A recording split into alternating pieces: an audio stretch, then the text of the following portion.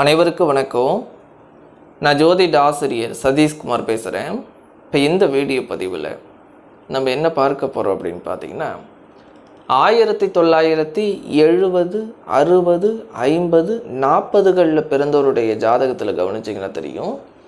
அதில் அவர்கள் பிறந்த நேரத்தை சூரிய உதயாதி ஜனன நாளிகை என்றும் அல்லது ரவி உதயாதி ஜனன நாளிகை என்றும் நாளிகை வினாளிகையில் பிறந்த நேரத்தை குறித்து வச்சுருப்பாங்க.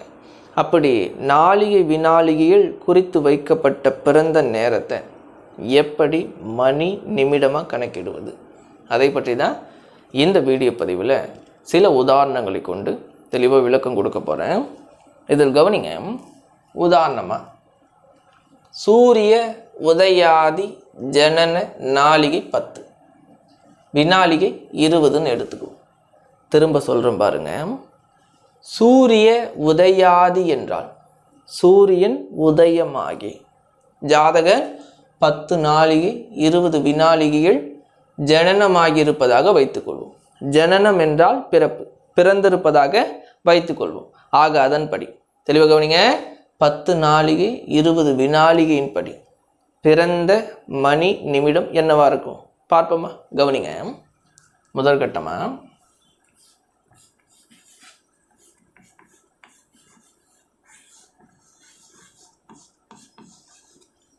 ஜாதகர் பிறந்த நாளிகை என்னங்க? 10. 10 நாளிகையை மணியாக கணக்கிடுவதற்கு 2.5ஆல் வகுக்கணும். ஏன் 2.5ஆல் வகுக்கணும்? என்ன காரணம்னா, இன்றளவில் இரவு 12 மணியிலிருந்து இரவு 12 மணி வரை ஒரு நாள் என்று அந்த ஒரு நாளை 24 மணி நேரமாக கணக்கிடுறோம். அதே அன்று நம்முடைய முன்னோர்கள் இன்றைய சூரிய உதயத்திலிருந்து மறுநாள் சூரிய உதயம் வரை ஒரு நாள் என்று அந்த ஒரு நாளை 60 நாளிகையாக அளவிட்டாங்க. தெளிவாக கவனிங்க. இன்னைக்கு ஒரு நாளை 24 மணி நேரமாக அளவிடுறோம். அன்று நம்முடைய முன்னோர்கள் ஒரு நாளை 60 நாளிகையை அளவிட்டாங்க. ஆக நாளிகை தான் நம்ம என்ன பண்ணணும்? மணியாக கணக்கிடணும். இப்போ நாளிகையை மணியாக கணக்கிடணும்னா நமக்கு ஒரு மணி நேரத்துக்கு எத்தனை நாளிகைன்றது தெரிஞ்சுக்கணும். எப்படி தெரிஞ்சுக்கிறது? தெளிவாக கவனிங்க. 24 மணி நேரம் கொண்ட ஒரு நாள் தான் 60 நாளிகை. அப்போ 24 மணி நேரம்னா 60 நாளிகை. இப்போ ஒரு மணி நேரம் என்னவா இருக்கும்? ஒன்றும் இல்லைங்க. 60 நாளிகையை 24 மணி நேரத்தால் வகுத்தீங்கன்னா ஒரு மணி நேரத்துக்கான நாளிகை என்னன்றதை தெரிஞ்சுக்கலாம். அந்த ஒரு மணி நேரத்துக்கான நாளிகை தான் 2.5. 2.5 என்பது 2.5 நாளிகை. அதாவது ஒரு மணி நேரம் என்பது 2.5 நாளிகை. அதை தான் 2.5ன்னு இங்கே கொடுத்துருக்கேன். ஆக அதன் காரணமாக தான் 10 நாளிகையை 2.5ஆல் வகுக்க சொல்கிறேன். வகுத்த விட என்ன கிடைக்குங்க? 4. விஷயத்தை கூர்ந்து கவனிங்க. நாளிகையை 2.5ஆல் வகுத்தா விட என்னவா கிடைக்குன்னா மணியாக கிடைக்கும்.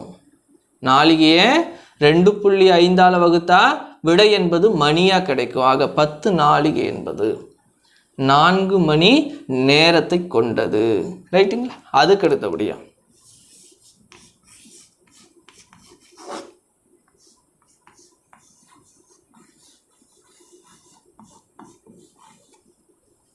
ஜாதகர் பிறந்த வினாளிகை என்னங்க? 20. 20 வினாளிகையை மணியாக கணக்கிடுவதற்கு நம்ம என்ன பண்ணணும்? 2.5ஆல் வகுக்கணும். வகுத்த விட என்ன கிடைக்குங்க? 8. ஒரு விஷயத்தை தெளிவாக கவனிங்க. வினாளிகையை 2.5ஆல் வகுத்தா கிடைக்கக்கூடிய விடை என்பது நிமிடமாக கிடைக்கும். வினாளிகையை 2.5ஆல் வகுத்தா கிடைக்கக்கூடிய விடை என்பது நிமிடமாக கிடைக்கும். ஆக 20 வினாளிகை என்பது 8 நிமிடத்தை கொண்டது. ரைட்டுங்களா? தெளிவாக கவனிங்க. சூரிய உதயாதி, சூரியன் உதயமாகிதான் 10 நாளிகை 20 வினாளிகையில் ஜாதகர் பிறந்திருக்கிறார். ஆக சூரியன் உதயமாகிதான், சூரிய உதயத்திலிருந்து தான் 4 மணி 8 நிமிஷத்தில் ஜாதகர் பிறந்திருக்கிறார். ஆக உதாரணமாக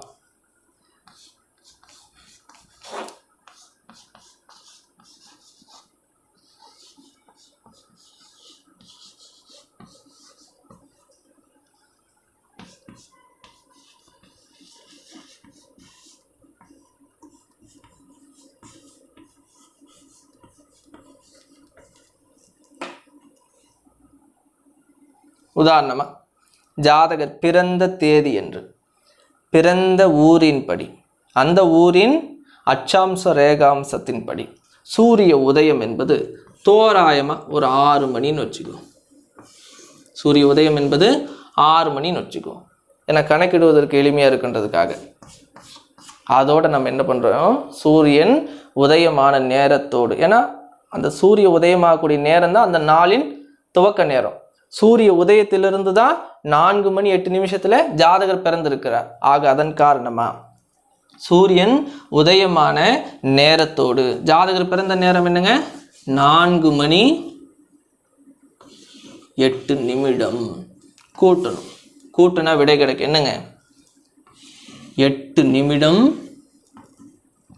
6ஓட 4 கூட்டினா 10 மணி.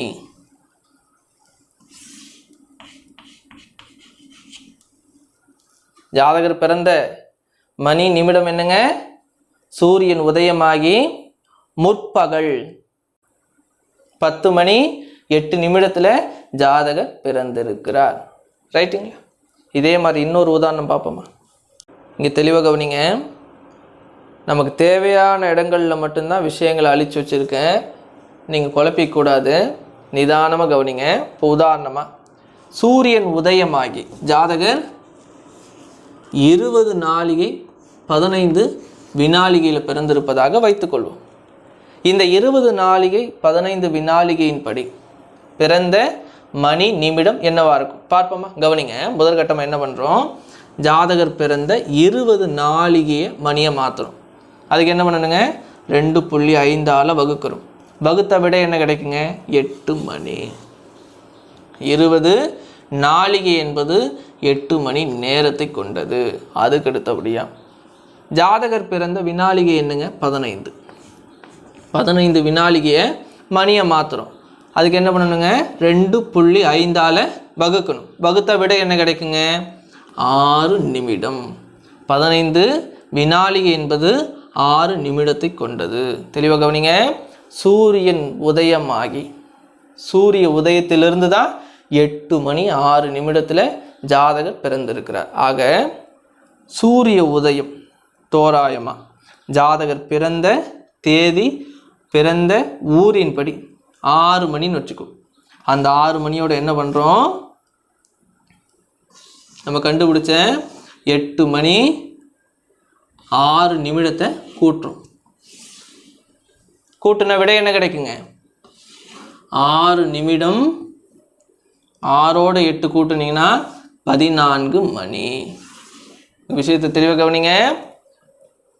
சூரிய உதயத்திலிருந்து தான் 8 மணி 6 நிமிடத்தில் ஜாதகர் பிறந்திருக்கார். அதனால தான் சூரிய உதயமான நேரத்தோடு 8 மணி 6 நிமிடத்தை கூட்டுறோம். கூட்டுனா விட என்ன கிடைச்சதுங்க, 14 மணி 6 நிமிடம். இங்கே எப்படி கிடைச்சிருக்குங்க, ரயில்வே நேரப்படி கிடைச்சிருக்கு. நம்ம பயன்படுத்தக்கூடியது என்னங்க, 12 மணி நேர கடிகாரம். 12 மணி நேர கடிகாரம் தான் நாங்கள் பயன்படுத்துகிறோம். ஆக அதன்படி நேரத்தை தெரிஞ்சுக்கணும்னா நம்ம என்ன பண்ணணும், கிடைத்த விட என்னங்க, 14 மணி 6 நிமிடம். இந்த 14 மணி 6 நிமிடத்தில் 12 மணியை கழிக்கணும். கழிச்ச விட என்ன கிடைக்குங்க, 6 நிமிடம். 14ல் 12 போச்சுன்னா மீதி 2 மணி. ஆக சூரியன் உதயமாகி ஜாதகர் பிற்பகல் 2 மணி 6 நிமிடத்தில் பிறந்திருக்கிறார். ஒரு விஷயத்தை தெளிவாக கவனிங்க. சூரியன் உதயமான நேரத்தோடு ஜாதகர் பிறந்த நேரத்தை கூட்டும் பொழுது விடை 12 மணி நேரத்துக்கு கூடுதலாக கிடைக்கும் பட்சத்தில் கிடைக்கப்பட்ட அந்த விடையில் 12 மணி நேரத்தை கழிச்சிடணும். கழிச்சா 12 மணி நேர கடிகாரத்தின்படி நமக்கு நேரம் என்பது கிடைக்கும். ஆக இங்கே கிடைத்த நேரம் என்னங்க? 2 மணி 6 நிமிடம். சூரிய உதயத்திலிருந்து பிற்பகல் 2 மணி 6 நிமிடம். ரைட்டுங்களா? இதே போல் இன்னொரு உதாரணம் பார்ப்போமா? தெளிவாக கவனிங்க. உதாரணமாக சூரியன் உதயமாகி ஜாதகர் 50 நாழிகை 40 வினாழிகையில் பிறந்திருப்பதாக வைத்துக்கொள்வோம். ஆக இந்த 50 நாழிகை 40 வினாழிகையின்படி ஜாதகர் பிறந்த மணி நிமிடம் என்பது என்னவா இருக்கும் பார்ப்போமா? கவனிங்க. முதற்கட்டமாக ஜாதகர் பிறந்த நாழிகை என்னங்க? 50 நாழிகையை மணியாக கணக்கிட 2.5 வகுக்கிறோம். வகுத்த விட என்ன கிடைக்குங்க? 20 மணி. 50 நாழிகை என்பது 20 மணி நேரத்தை கொண்டது. அதுக்கு அடுத்தபடியா ஜாதகர் பிறந்த வினாழிகை என்னங்க? 40 வினாழிகையை மணியாக கணக்கிட 2.5 வகுக்கிறோம். வகுத்த விட என்ன கிடைக்குங்க? 16 நிமிடம். 40 வினாழிகை என்பது 16 நிமிடத்தை கொண்டது. தெளிவாக கவனிங்க. சூரியன் உதயமான நேரத்திலிருந்து 20 மணி 16 நிமிடத்தில் ஜாதகர் பிறந்திருக்கிறார். ஆக சூரிய உதயம் ஜாதகர் பிறந்த தேதியின்படி பிறந்த இடத்தின்படி தோராயமாக 6 மணின்னு வச்சுக்கோ. அந்த 6 மணியோடு ஜாதகர் பிறந்த நேரம் என்னங்க? 20 மணி 16 நிமிடம். கூட்டின விட என்ன கிடைக்குங்க? 16 நிமிடம். 6ஓட 20 கூட்டினா 26 மணி. விடை எப்படி கிடைச்சிருக்குங்க?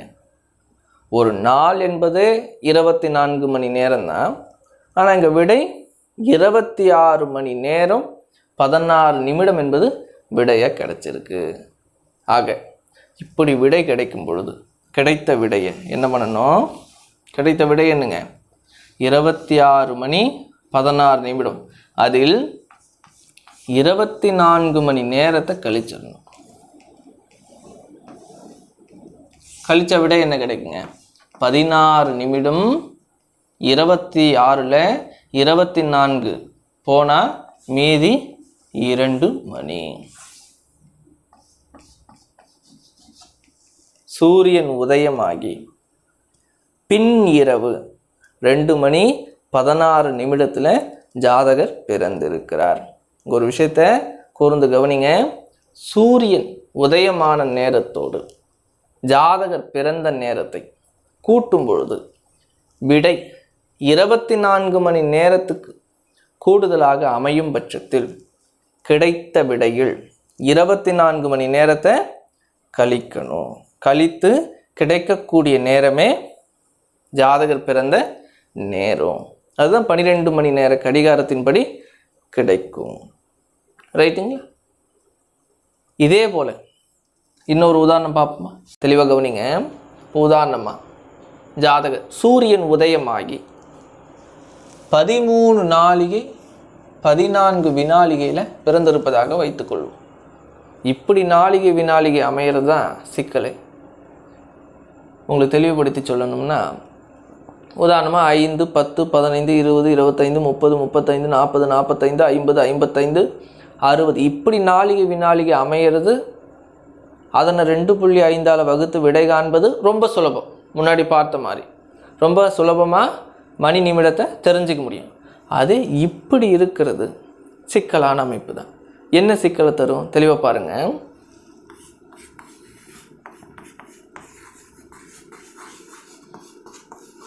ஜாதகர் பிறந்த நாழிகை என்னங்க? 13 நாழிகையை மணியாக கணக்கிடுவதற்கு என்ன பண்ணணுங்க? 2.5 வகுக்கிறோம். நீங்கள் கால்குலேட்டர் பயன்படுத்திய வகுத்து பாருங்கள். வகுத்தா விட என்ன கிடைக்குங்க? 5.2 மணி என்பது விடையாக கிடைக்குங்களா? இங்கே விடை எப்படி கிடைச்சிருக்குங்க? தசமத்தில் கிடைச்சிருக்கு. இதுதான் சிக்கல்னு சொன்னேன். இப்படி கிடைக்கப்பட்ட விடையை அடுத்த கட்டமாக நம்ம என்ன பண்ணணும்? இதில் 5 பாருங்க, முழு எண் 5 மணி. இந்த 5 மணியை எதுவும் செய்ய வேண்டாம். அதை தொடர்ந்து அடைப்பு குறியிட்டு இந்த 5 இருக்குது பார்த்தீங்களா, அந்த இடத்த என்ன பண்ணுறோம்? 0 ஆக்கி புள்ளி வச்சு இந்த 2 பெருக்கல் 60. ஏன் இப்படி கணிதம் செய்யணும்? என்ன காரணம்னா 0.2 என்பது மணி. சிலர் தவறுதலாக புரிஞ்சிக்க வாய்ப்பு உண்டு. எப்படின்னா 0 புள்ளி வச்சு அதுக்கடுத்து 2 அமைந்திருக்கிறதுனால இந்த 2 என்பது நிமிடமாக இருக்குமோ அப்படின்னு புரிஞ்சுக்கிறதுக்கான வாய்ப்பு உண்டு. தெளிவாக கவனிங்க.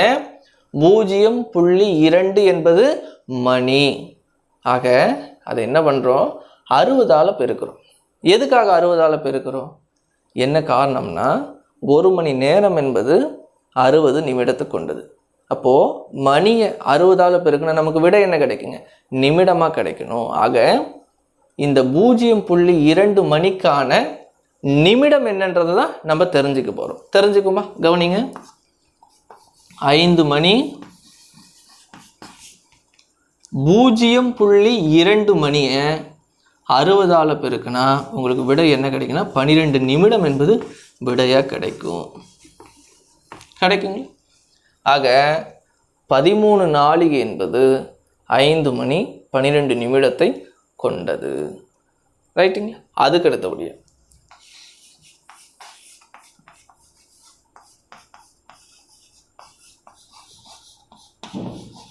ஜாதகர் பிறந்த வினாளிகை என்னங்க? 14. 14 வினாளிகையை மணியாக கணக்கிடுவதற்கு என்ன பண்ணணுங்க? 2.5ஆல் வகுக்கிறோம். வகுத்தா விட என்ன கிடைக்குங்க? 5.6 நிமிடம் என்பது விடையாக கிடைக்குங்களா? திரும்ப சொல்கிறேன், தெளிவாக நோட் பண்ணிக்கோங்க. நாளிகையை 2.5ஆல் வகுத்தா மணி விடையாக கிடைக்கும். வினாளிகையை 2.5ஆல் வகுத்தா நிமிடம் என்பது விடையாக கிடைக்கும். ஆக 14 வினாளிகை என்பது 5.6 நிமிடம் ஆகும். இதில் பாருங்க, விடை எப்படி கிடைச்சிருக்கு? தசமத்தில் கிடைச்சிருக்கு. ஆக இப்படி கிடைக்கப்பட்ட விடையை அடுத்த கட்டமாக நான் எப்படி எழுதுறேன் பாருங்க. 6 நிமிடம்.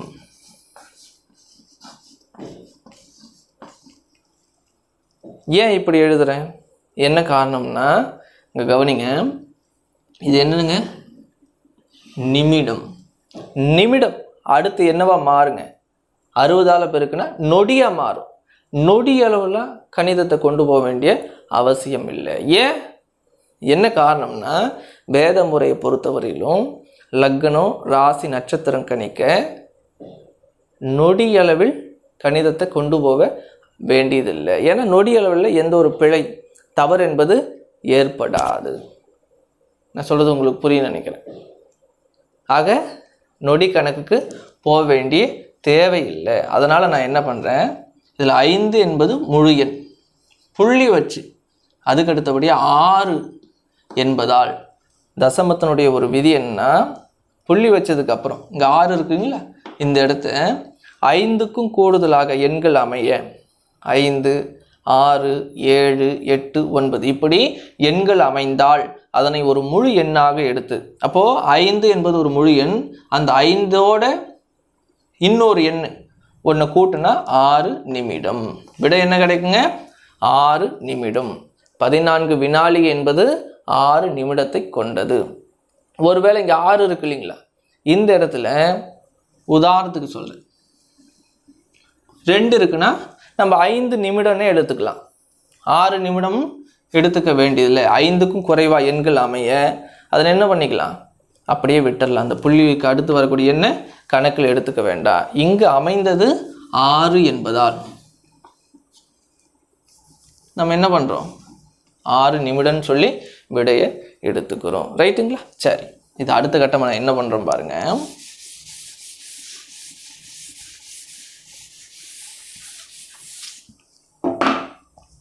தெளிவாக கவனிங்க. 13 நாளிகையை 2.5ஆல் வகுக்கும் பொழுது விடை என்ன கிடைச்சதுங்க? 5 மணி 12 நிமிடம் என்பது விடையாக கிடைச்சதுங்களா? அதுக்கு அடுத்தபடியாக 14 வினாளிகை 2.5 வகுக்கும் பொழுது விடை என்ன கிடைச்சதுங்க? 6 நிமிடம் என்பது விடையாக கிடைச்சதுங்களா? அதை என்ன பண்ணுறோம்? கூட்டினா என்ன விடை கிடைக்குங்க? 18 நிமிடம் 5 மணி. தெளிவாக கவனிங்க. சூரியன் உதயமான நேரத்திலிருந்து 5 மணி 18 நிமிடத்தில் ஜாதகர் பிறந்திருக்கிறார். உதாரணமாக சூரிய உதயம் தோராயமாக 6 மணி அப்படின்னு எடுத்துக்கிட்டிங்கன்னா அந்த 6 மணியோட ஜாதகர் பிறந்த நேரம் என்னங்க? 5 மணி 18 நிமிஷம். 5 மணி 18 நிமிஷத்தை கூட்டின விட என்ன கிடைக்குங்க? 18 நிமிடம். 6ஓட 5 கூட்டினா 11 மணி. சூரியன் உதயமாகி முற்பகல் 11 மணி 18 நிமிடத்தில் ஜாதகர் பிறந்துள்ளார். ரைட்டுங்க. ஆக இந்த பதிவின் மூலமாக நாளிகை வினாளிகையில் குறித்து வைக்கப்பட்ட பிறந்த நேரத்தை எப்படி மணி நிமிடமாக கணக்கிடுவது என்பதை பற்றி தெளிவான புரிதல் ஏற்பட்டிருக்கின்றதை நம்புகிறேன். இந்த வீடியோ தகவலானது உங்களுக்கு பிடிச்சிருந்தா தவறாமல் இந்த வீடியோக்கு ஒரு லைக் செய்து உங்களை போன்று ஜோதிட ஆர்வம் உள்ள அன்பர்களுக்கு இந்த வீடியோவை ஷேர் செய்து உங்களுடைய மேலான கருத்துக்களை பதிவு செய்து உங்களுடைய பேராதரவை தருமாறு அன்போடு கேட்டுக்கிறேன். மேற்கொண்டு இந்த வீடியோ பார்க்கக்கூடிய அன்பர்கள் ஜாதகம் பார்க்கணும், ஜோதிடம் படிக்கணும்னு விருப்பப்பட்டீங்கன்னா ஸ்க்ரீனில் தெரியக்கூடிய 9600717271 என்ற எண்ணிற்கு அழைக்கவும், விவரமாக பேசுவோம். நன்றிங்க.